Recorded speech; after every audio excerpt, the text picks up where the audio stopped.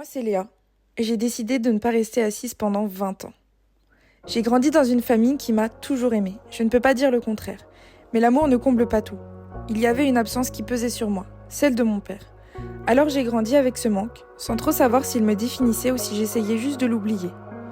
L'école, ça a été encore pire. C'était un cauchemar. J'étais cette fille dont on riait, qu'on bousculait dans les couloirs. Parfois en silence, parfois en criant bien fort, juste pour être sûre que je comprenne à quel point j'étais de trop. J'ai essayé d'ignorer, de faire comme si ça glissait sur moi.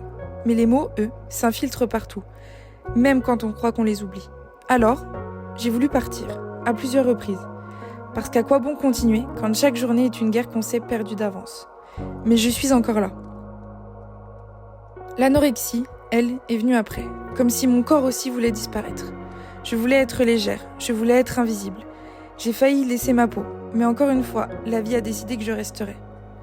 Alors, j'ai appris à vivre dans l'ombre. Et puis, il y a cette autre peur, celle qui me suit encore. La phagophobie, ce blocage invisible qui transforme un geste simple en un combat quotidien. Mais j'essaie de regarder la peur en face, de ne plus la laisser contrôler ma vie. J'ai écrit, pas sur ma vie, pas sur mes douleurs, mais sur mes peurs. Parce que parfois, coucher ses pensées sur le papier, c'est une façon de leur donner moins de pouvoir. Et puis un jour, j'ai pris une autre décision. J'ai créé ma chaîne YouTube. J'ai décidé de parler, de ne plus me cacher. J'ai affronté ma peur, la peur du regard des autres, la peur du harcèlement. Mais surtout, j'ai eu des personnes qui ont compté. J'ai peu d'amis, mais ils sont là. Et ils ont été là lorsque j'en avais besoin. Et puis il y a Isaac. Isaac qui est entré dans ma vie il y a 4 ans. Qui a tout vu, qui a tout entendu, qui a tenu ma main quand je ne pouvais plus avancer seule. Isaac m'a aidé à reconstruire chaque morceau de moi-même. Et surtout, je me suis levée. J'ai cessé de m'asseoir, de regarder les autres vivre sans moi.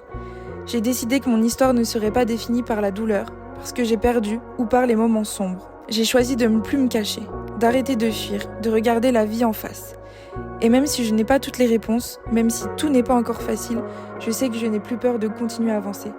Et je ne resterai pas là, assise pendant 20 ans. Je vais enfin me relever et reprendre le contrôle.